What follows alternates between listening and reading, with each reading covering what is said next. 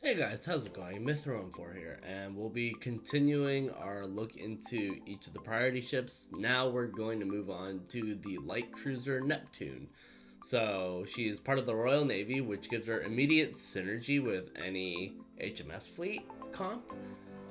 She's primarily a frontliner who's supposed to tank the shots for the HMS frontline when the evasion plays don't come into effect, like Belfast skill or the smoke screens from Leander and Fortune.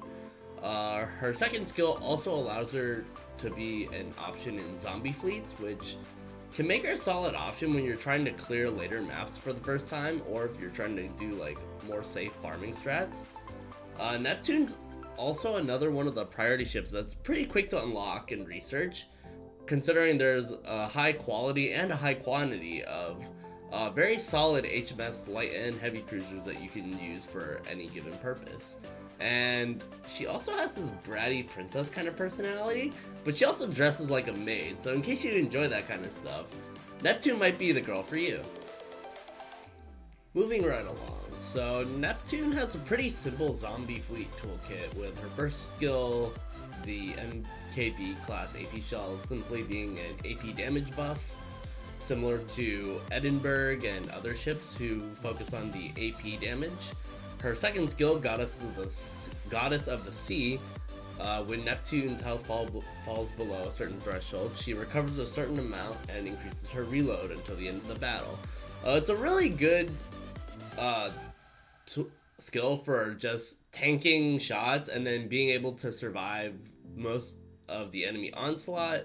Due to her cost, um, she might not be the best for doing like farming with a zombie fleet, but if you're looking to do like full clearing maps for the first time or going for a full HMS fleet, Neptune's a good tank because she tanks hits much better than most other HMS frontline ships who rely more on using evasion skills.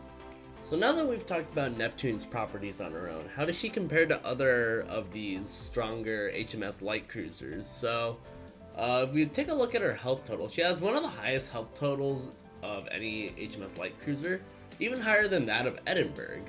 In addition, she has a very modest firepower, being slightly higher than, say, Sirius and Edinburgh, but still being lower than Belfast and Leander Retrofit.